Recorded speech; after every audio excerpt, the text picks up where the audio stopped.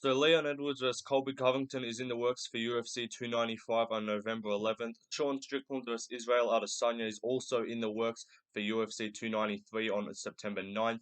And then Rob Font versus Cory Sandhagen is official for August 5th as a replacement main event for UFC Nashville after Umar Nurmagomedov pulled out just a few days ago. So we've got three big fights that have either been made or that are in the works that we're going to talk about in today's video. I'll be giving my early prediction and breakdown of each of the matchups, and I'll go over a few smaller fights as well. But starting off with the biggest fight of the lot, I would say Colby Covington versus Leon Edwards in the works for UFC 295 on November 11th. That's going to be the co-main event to John Jones versus Stipe Miocic, MSG Madison Square Garden in New York. Um, Massive fight, massive matchup, really exciting. Welterweight title on the line, and it's gonna be a huge fight. As the co-main event to John Jones versus Stipe Miocic, this is gonna be crazy, and you already know this card's gonna be absolutely stacked, and is probably going to sell around 1 million pay-per-view buys. Um, but as far as the matchup goes, let's talk about it. Colby Covington has not fought since March of last year. By the time this fight comes around, he's going to have had 20 months off, which is a very long layoff, almost 2 years. So it's going to remain to be seen how he comes back. Obviously, coming off the Jorge Masvidal fight, where he did look very good, very dominant, had great cardio, great output, and just a great pressure that he put on Masvidal for 25 minutes. But it's also Jorge Masvidal, who was on a downhill slide anyway, coming off a KO loss to Kamaru Usman, and before that a decision loss, and then proceeded to lose his next fight and retire against Gilbert Burns, who also just lost to Bilal Muhammad.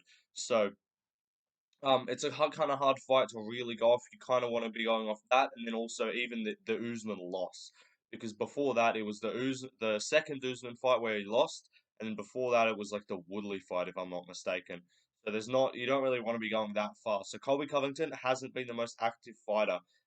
Leon Edwards has fought a few times recently. He obviously fought this March. He fought in London, England, where he defended against Kamaru Usman. Before that, he fought in Salt Lake City in August when he knocked him out. But before that, he hadn't fought since UFC 263, which would have been July, if I'm not mistaken, on the Adesanya versus Vittori card. And that's when he fought Nate Diaz. So he did take quite a long layoff. So neither of these guys have been typically active in their careers.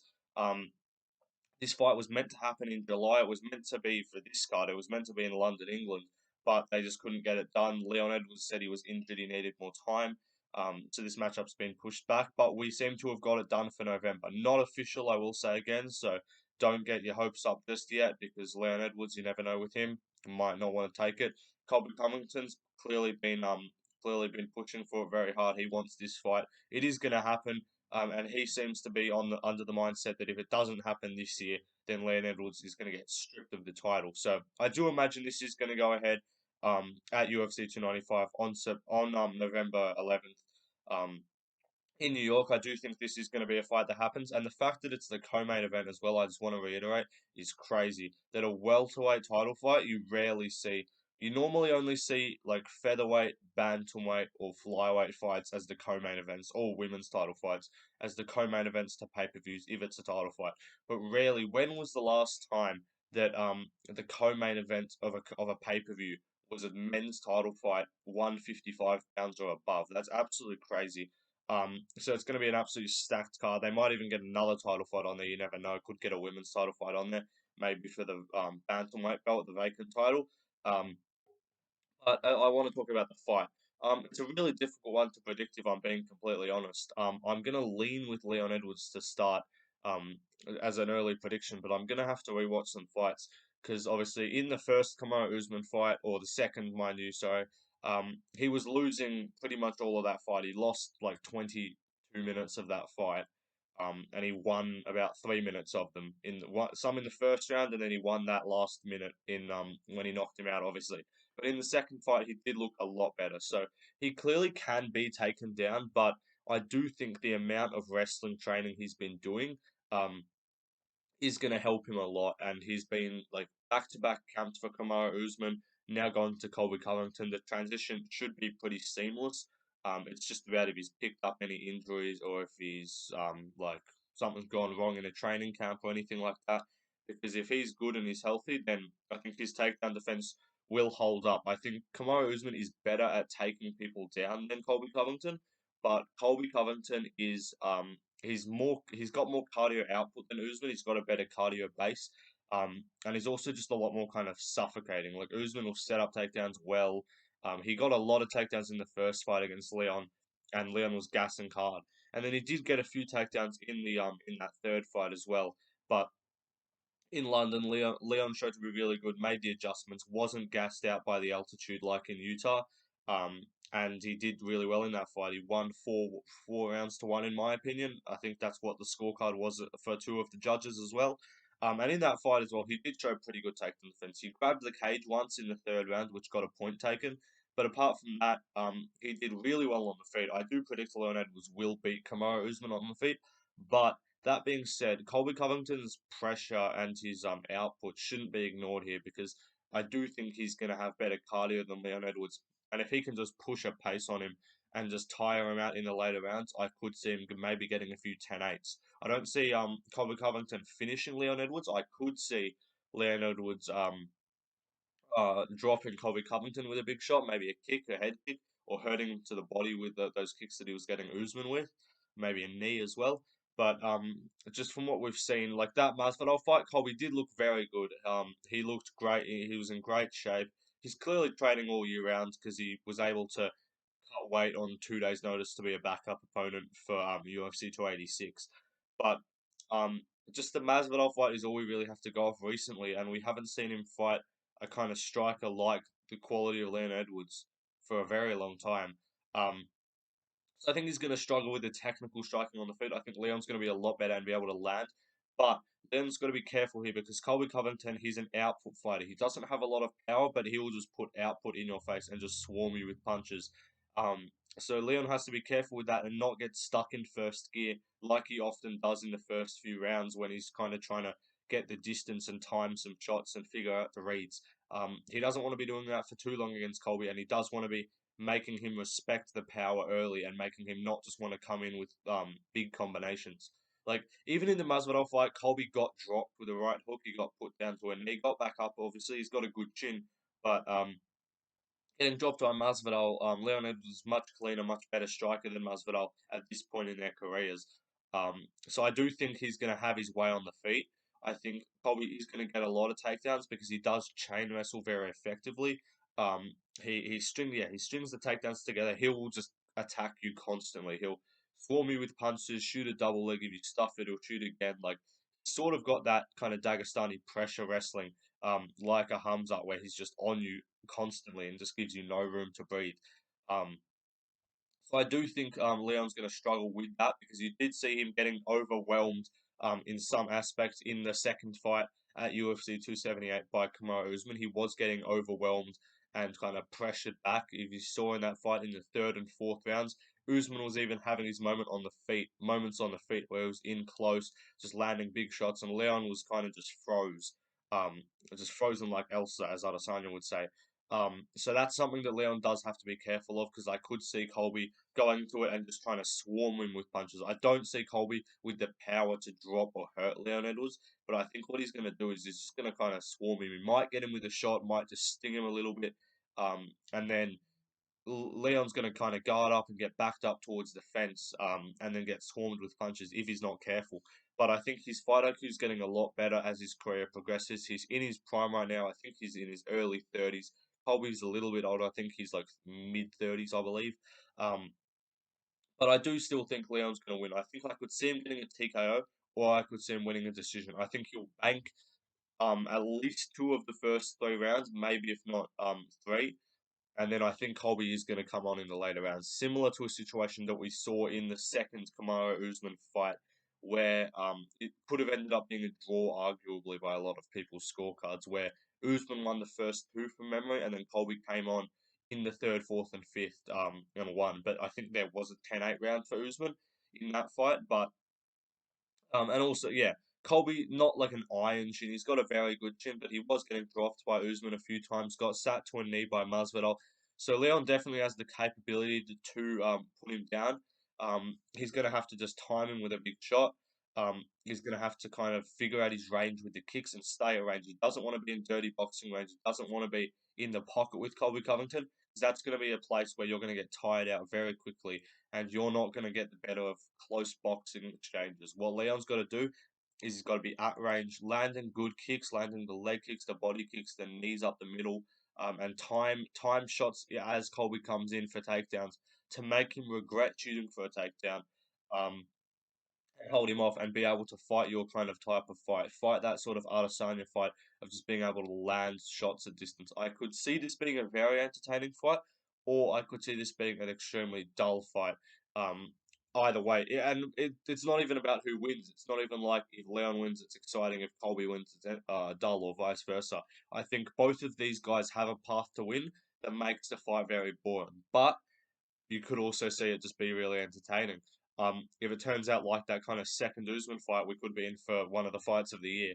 But what I do see happening is I see if Leon's going to have success, I think he's just going to be landing the shots that he needs to at range. I think it's going to look a lot like the third Kamaru Usman fight, where he won the decision pretty clearly.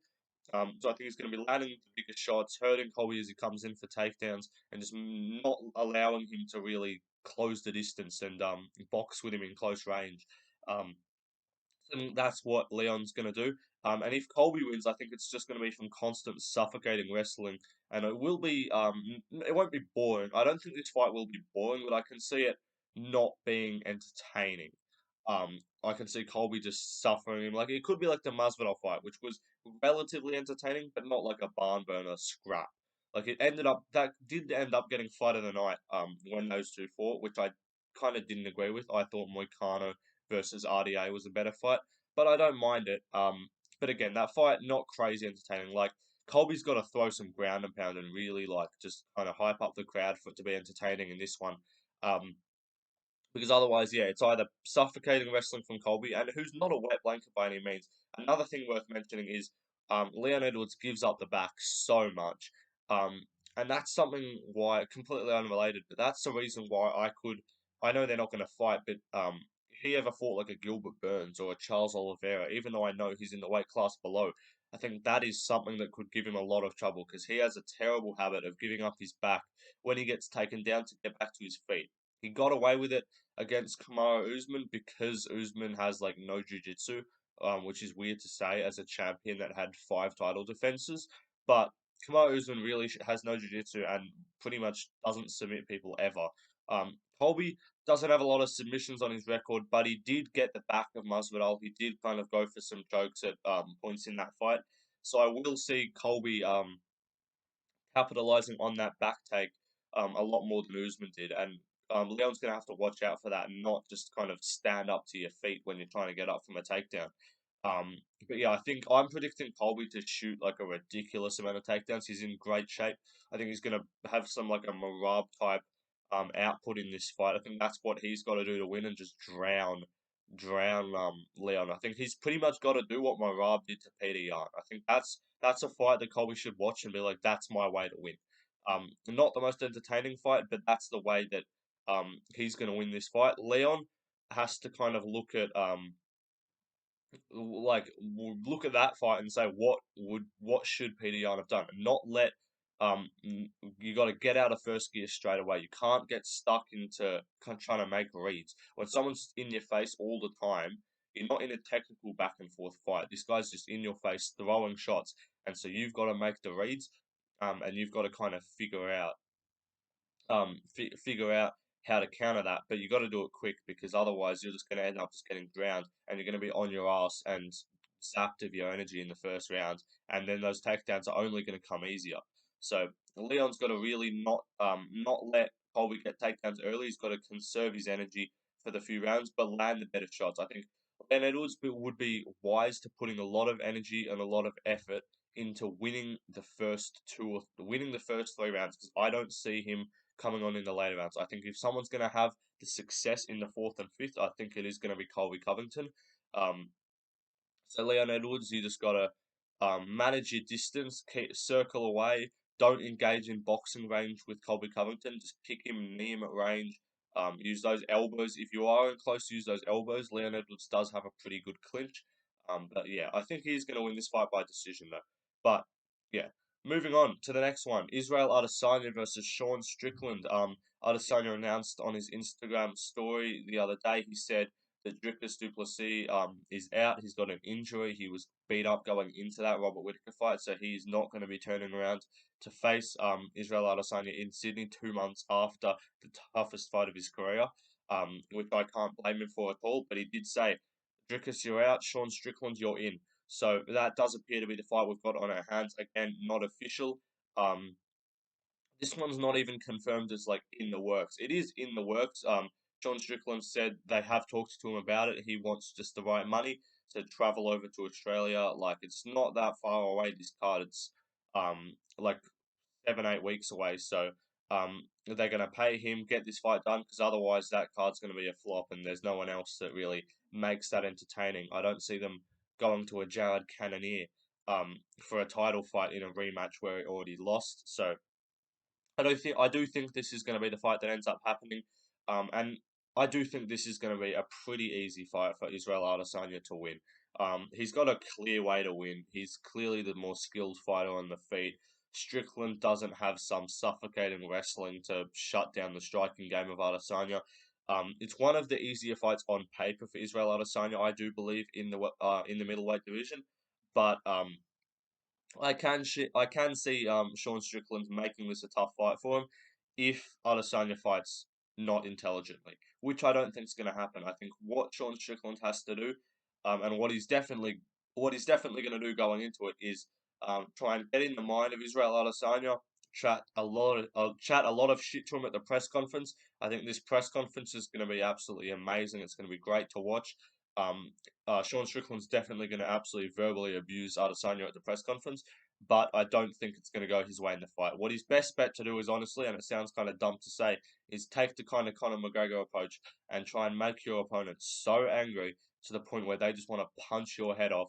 Um, and not fight to the game plan that they should. If you look at that Conor McGregor versus Jose Aldo fight, um, Jose Aldo had a pretty clear path to win. He stay at range, kick the legs of Conor McGregor, mix in some grappling, mix in the takedowns, use the knees, use his Muay Thai skill. But what does he do? He lunges in immediately with a big shot and just gets countered against like the best counter striker of the featherweight division at that time. So what Sean Strickland's got to do, even though he does not have that Conor McGregor power, obviously, or that timing of Conor McGregor, but what he's got to do is kind of take a similar approach. Is just piss Izzy off so much, annoy him to the level that he just wants to just get in a boxing match with him and do the man dance, as they both said, and just stand in the pocket and trade, which Sean Strickland is always down to do with anyone. That's what he's kind of got to do. Just convince Izzy into having a fucking boxing match with him.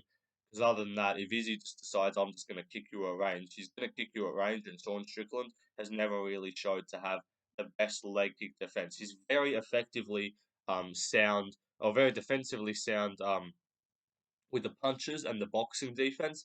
But when it comes to the kicks, he's shown one of the lower leg kicking defenses in the middleweight division. So if Izzy just fights it smart, which will also be a boring fight, then we're going to see a Jared Cannonier-esque performance like what he did at UFC 276 against Jared Cannonier. And he's just going to kick him at range. Um, Not going to be the most entertaining fight. Jab, kick at range, not do that well. And Sean's kind of just going to be coming forward, which is going to make it entertaining. But he's going to just get his leg chewed up. He's going to have no effectiveness in his output. He's kind of just going to be throwing his jab out there. It's pretty much like a jab merchant versus a leg kick merchant, if you want to look at the fight in the simplest terms. So I don't think this is going to be the most entertaining fight. I think obviously Dricus du Plessis would have been a far more entertaining, interesting fight that um, a lot of people would have been really interested in, and a lot of people, including myself, giving Dricus a very high chance to win that fight. But this one's just not one I can see Strickland having a lot of success in. I really like Strickland. I want him to win. I think it would be hilarious if he just angered Izzy into having a boxing match with him and just walked him down and just put the 1-2 on him, busted up his nose with a jab and just like pressured him down and TKO'd him. But I doubt that's going to happen. Izzy's never really shown a cardio issue. He's gone 5 rounds with Kelvin Gastelum at a pretty high pace. He's gone 5 rounds with Whitaker, 5 rounds with Cannonier, 5 rounds with Vittori. Those ones weren't the most high output fights. So what he's kind of got to do, Izzy, what we haven't seen Izzy kind of push through is like a 25-minute boxing match. Not saying he can't do that, and I think he could still honestly beat Sean Strickland in a boxing match. But what Sean's got to do, just get in close range, um, kind of do what Colby's going to have to do against Leon in the striking. Just get in close range, fluster him, land your shots, and just kind of get overload him. Just get him to not be able to throw anything back. Um, but I don't think he's going to win. I do think this is going to be a pretty easy title defense for Adesanya. But all I'm going to say is the press conference is going to be absolutely amazing. Israel Adesanya is going to be just saying the most weird stuff, just getting made fun of on stage, just probably fucking crying and shit, pulling his eyes out, saying, "Did you watch the fight? Do your fucking job next time." Like, he's just gonna be angry at him and stuff. Strickland's gonna be calling him the fucking Chinese champ and stuff. Here's the fucking thing, guys. Izzy's a fucking Chinese. Like, that's what Strickland's gonna be saying. He said he's gonna bring the fucking Chinese flag. Um, gonna bring the Chinese flag to the press conference, which is gonna be really funny. But I don't, I don't see him having much success in the matchup. Yeah. I think Izzy's going to make it boring, kick him at range, have a focus on the next target, which is Dricus du Plessis. And if you look at the Costa fight, Costa's a guy that pissed Izzy off in the build-up, and then Izzy did kind of smoke him in the fight. Costa, I do think he's very shit, and I think Strickland would beat Costa. I think Costa's one of the most overrated guys in the sport right now, especially in the middleweight division. People were talking about how Dricus was overrated before the Robert Whittaker fight and saying he's got no chance. Paulo Costa has not had an impressive performance since like Yoel Romero in fucking 2019. So I don't get what the hype is with Costa. Like, I know he's a funny guy, but went off topic there. But I think Strickland's actually not a bad fighter. He went tit for tat with Cannonier, arguably outstruck him. He's kind of just lost because of the visual of a bigger guy punching a smaller guy in the face. Even though if you look at the bigger guy, he had more damage on his face, and Cannonier was loading up with more shots and like looking more aggressive. So Strickland doesn't really have the best style to win on the scorecards in terms of appeal to the judges, but he's got a very effective scorecard. He's got a great jab. I think he's going to be landing that against Izzy.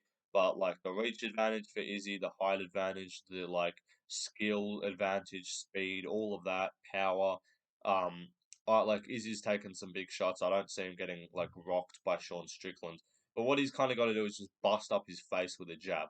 Like bust up his face with a jab, maybe try and swell up his eye and let those shots come a little bit easier. And it's going to be a kind of snowball effect. But I do think if Strickland's going to win, it's going to be either a decision or a late TKO, which I doubt. And if Izzy's going to win, it's going to be either like a round 1 or 2 KO or like a decision. Because Izzy, if you look at his career in the UFC, never had a finish outside of the first 2 rounds. I'm pretty sure. I think if you look at his recent finishes, KO'd Pereira in the second, KO'd Robert Whittaker in the second, KO'd Paulo Costa in the second, I believe that was the second as well. Like he's getting these second and first round TKOs, or he's just leg kicking guys to a boring decision. So is what it is. Going to be a great build up. They're going to talk a lot of shit. Sean Strickland's going to have a great moment, like great stuff on the mic. And I'm glad that he's going on a pay per view now. Even like I wouldn't even care if it wasn't against Adesanya for a belt. I just want to see Sean Strickland on a pay per view with a bunch of other guys that he can make fun of at a press conference, because that's what we need to see. That's the funniest thing. That's the funniest thing.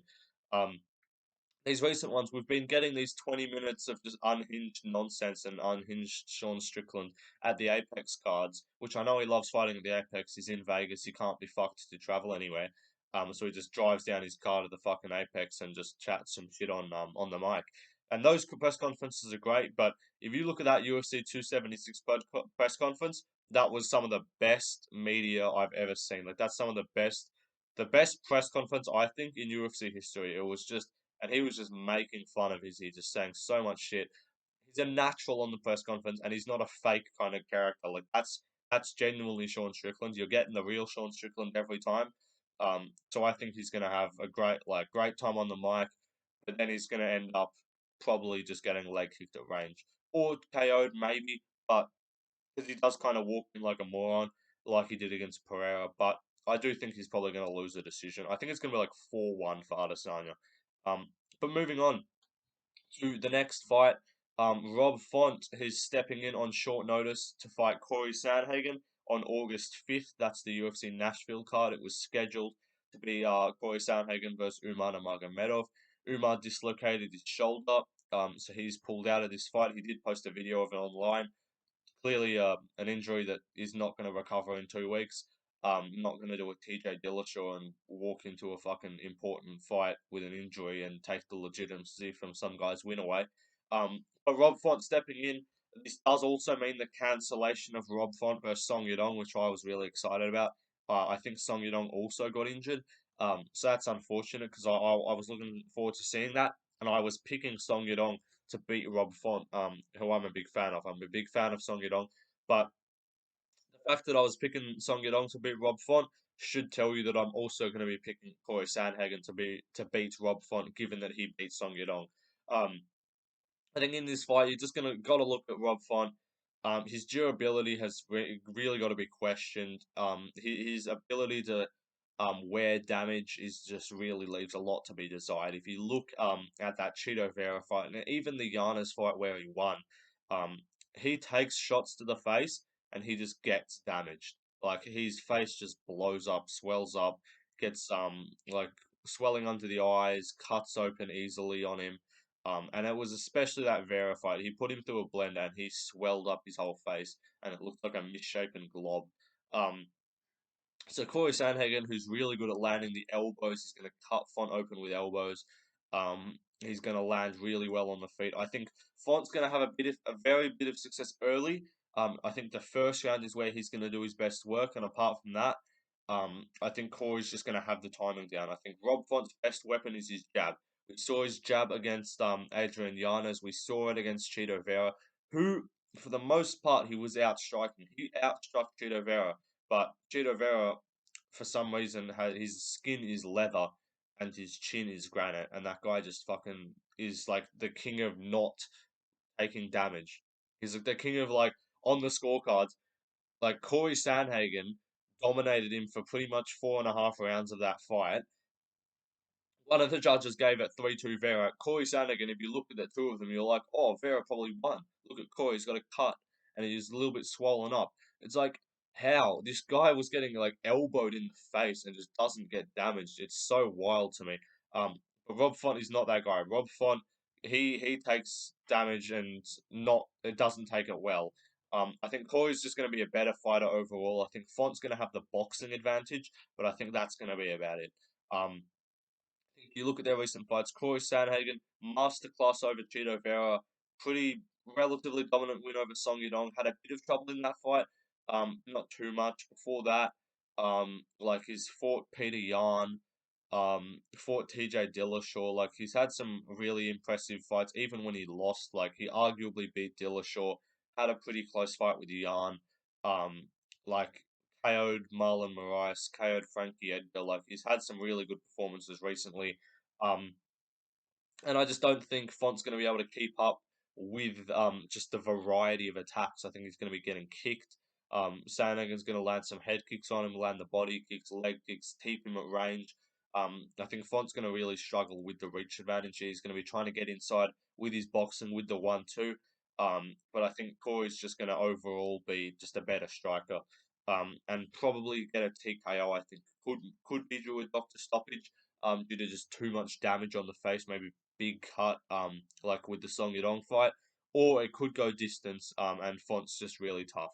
But like Cory Sandhagen, never been the most powerful guy, but he's got a really good way of landing clean shots. Like I could see him walking Font into a flying knee or a head kick or something like that. Um, Font's tough in will, but his face is not good at taking damage. His chin is questionable. He was getting dropped and wobbled all over the place by Cheeto Vera, and that's why he ended up losing that fight on the scorecards. Even though he was winning pretty much 4 of the 5 minutes in each round in that fight, he was just getting rocked at the wrong times and lost. But when he wasn't rocked, he was doing well on the feet against Cheeto Vera. But this is a really good fight. I'm happy with the matchmaking on this one. I thought it was going to end up being some shitty fight like Yanez, and it was just going to be pointless, or like Ricky Simone, and we're going to be like, why is this guy fighting Cory Sandhagen? or maybe like a featherweight. I had a bit of hope because I was like, maybe they can do Corey Sandhagen versus like a top 10 featherweight. And then it's still somewhat interesting. Like maybe you do like a, I don't know, like a Giga Chikadze or um, like an Arnold Allen or something. I know it wouldn't be Arnold Allen, but you get my point. Like a Brian Ortega, Dan Ige, just any ranked featherweight. I was thinking it might have ended up being because all the bantamweights are either booked or injured or don't deserve to fight a guy in the top five.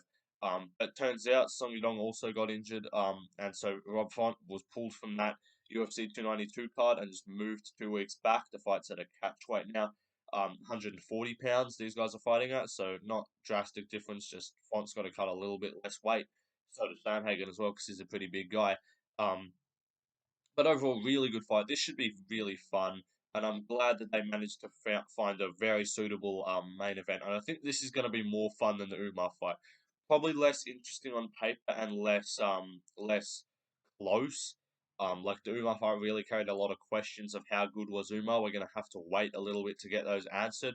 Probably going to end up seeing Umar in Abu Dhabi. Probably, I hate to say it, but probably against like a Peter Yan. Maybe a Song Yadong or something though. That could happen. They could line that one up. Um, but overall with this fight, yeah, Font, I just don't think he's got enough weapons. He's got punches. He's got four different punches. He's got a jab, a cross, a hook, and an uppercut for Cory Sandhagen to worry about. And Font's got everything to worry about. Font's got straight punches. He's got the hooks. He's got the kicks, head kicks, knees, elbows. Font's got a grappling as well. That's another thing. Cory Sandhagen grappled extremely effectively in the first few rounds against Chito Vera and damaged him on top or landed some big shots on top. I can't really say damaged because again, Chito Vera doesn't take damage apparently. Um, but some really good grappling shown in that fight, which he can definitely use against he can definitely use that against Rob Font. So that's that fight done. But I just want to talk about some just some smaller fight announcements. I'm just gonna go back a while. We'll run through these all really quickly. Edgar Shiras versus Daniel Lacerda, September 16th. I'll go with Edgar Shiras. He fought Tatsuro Taira and did pretty well. Jake Hadley versus Cody Durden. That's August 5th. That's an updated fight. I'll go with Jake Hadley. Jack Jenkins versus Chepe Mariscal. I'll go with Jack Jenkins. That's in Sydney. Miranda Maverick versus Priscilla Cachoeira. I'll go with Miranda Maverick. That's next weekend. Charles Jourdain versus Ricardo Ramos. I'll go with Charles Jourdain. That's for September 23rd. Junior Tafa versus Parker Porter. I'll go with Junior Tafa. That's August 26th. Song Kanan versus Rolando Bedoya. August 26th. I'll go Song Kanan. Jake Collier versus Mo Usman. September 23rd. I'll go with Muhammad Usman. Um, Martin Bidet versus Josh Parisian, August 12th. I'll go with Josh. No, I'll go with Martin Bidet. Tim Elliott versus Muhammad Makayev. I talked about that. I'll go with Muhammad Makayev. Cynthia Calvillo versus Elise Reed, September 16th. I'll go with Cynthia Calvillo. Angelusa versus Reese McKee, September 2nd. I'll go with Angelusa. Bornal Saint Denis versus Thiago Moises. This is a better one. I'll talk about this briefly. That's September 2nd in Paris. That's actually a pretty close fight. No, this is a really good fight as well. Bernard Saint Denis coming off that win over Ishmael Bonfim looked really good, and Thiago Moises coming off the win over Misael Costa back in January in Brazil. This is a really interesting fight. I'll go with Bernard Saint Denis, but really good fight. I wanted to just kind of give a bit more of a spotlight to that one. Justin Tafa versus Austin Lane in Sydney, the rematch after the no contest. I'll go Justin Tafa by KO. Arena Alaskiva versus Melissa Dixon. I'll go with Arena Alaskiva. That's October 14th. Blood Diamond versus Charles Radke. September 9th. I'll go with Blood Diamond. Sean Woodson versus Jesse Butler. I'll go with Sean Woodson. That's for August 5th. Um, Kanako Maruta versus Vanessa Demopoulos. I'll go with Vanessa Demopoulos. That's October 7th. Emily Ducote versus Ashley Yoda. I'll go with Emily Ducote. Montserrat Rendon versus Tamiras Vidal. I'll go with Tamiras Vidal. Caio Borralho versus Sultan Rizaboev. This is a really good matchup too. That's November 4th in Brazil, Sao Paulo. Really good fight there. I'll go with Caio Borralho. I think he should personally be fighting up. I think he deserves a ranked opponent, but that's a really good fight. Um, Shane Young versus Gabriel Miranda. I'll go Shane Young. That's September 9th in Australia. Kyler Phillips versus Hayoni Barcelos, really good matchup. I'll go with Kyler Phillips. That's for this weekend, or sorry, not this weekend, August 5th. Um, Tyson Pedro versus Anton Shakali. I'll go with Tyson Pedro. That's also in Sydney. And then obviously Oliveira, Hamzat, all that. Talked about that. We got Giannis Gamburi versus Colin Loughran. I'll go with Colin Loughran. These guys are both making their debuts. Jake Matthews versus Darius Flowers. I'll go with Jake Matthews. That's for next weekend in Salt Lake City. And those are all the fight announcements that have been made. Obviously the big ones: Sandhagen versus Rob Font. I'm taking Sandhagen by a TKO or decision. We got Colby versus Leon in the works. I'm gonna lean with Leon Edwards, but a really close fight. And then Sean Strickland versus Israel Adesanya in Australia in the works. I'll go with Adesanya, but some close fights. And then a few other good ones. Moises versus Bernal St. Denis is an amazing fight. And then Caio Borralho versus Sultan Ruziboev is also a really good matchup. But those are all the fight announcements. Let me know what you guys think of the matchups. Who do you think is going to win between Colby and Leon, Strickland and Izzy, and Sandhagen and Font? Any other things you want to see on this channel? Give me any video ideas or things you'd be cool to see. But apart from that, I'll see you guys in the next one, which will be the UFC London recap tomorrow. And then the UFC 291 predictions will be out mid next week for Gaethje versus Poirier. But see you guys. Peace.